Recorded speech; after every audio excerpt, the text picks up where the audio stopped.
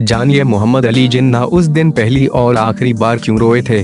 बंटवारे की जिद को पूरा करने के लिए लाखों बेगुनाह लोगों की मौत के बाद भी मोहम्मद अली जिन्ना का दिल नहीं रोया था।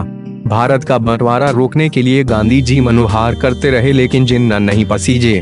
लेकिन क्या आपको मालूम है, एक दिन ऐसा भी था जब पत्थर दिल समझे जाने वाले जिन्ना सबके सामने फूट फूट कर रोए थे। 20 फरवरी 1929 को जब जिन्ना की दूसरी पत्नी रतीक का निधन हो गया तो उस दिन मोहम्मद अली जिन्ना अपने आंसुओं को नहीं रोक पाए थे। इस बात का खुलासा मोहम्मद अली जिन्ना के सचिव रहे और बाद में भारत के विदेश मंत्री बने मोहम्मद करीम छागला ने अपनी आत्मकथा में किया था।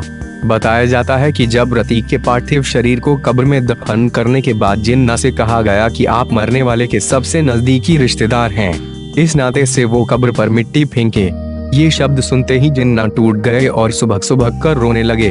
बताया जाता है कि यह पहली बार था जब किसी ने सार्वजनिक स्थान पर जिन्ना को रोते हुए देखा था। जिन्ना के नजदीकी भी इसको लेकर हैरान थे कि जिस जिन्ना पर लोगों की भावनाओं का कभी कोई असर नहीं हुआ, वे इस प्रकार टूट भी सकते हैं। दरअसल जिन्ना पारसी समुदाय से आने वाली रतीक के प्यार में इस कदर पागल थे कि उन्होंने सभी लोग लाज को ताक पर रखकर अपने से 24 साल उम्र में छोटी लड़की से निकाह कर लिया। शादी समय रती मात्र 18 वर्ष की थी, लेकिन जब उनकी मृत्यु हुई तो वे उस समय मात्र 29 साल की थी। बताया जाता है कि मोहम्मद अली जिन्ना की पारसी समुदाय के दिन शौ की बेटी से शादी से भारत में एक तरह का तूफान आ गया। पारसी ही नहीं, मुस्लिम समुदाय में भी इसका विरोध हुआ, लेकिन जिन्ना उन दिनों भारत के नामी वकील और उभरते हुए नेता थे। शायद यही वजह थी कि रती ने अपने समुदाय और पिता के विरोध के बावजूद जिन्ना से निकाह कर लिया।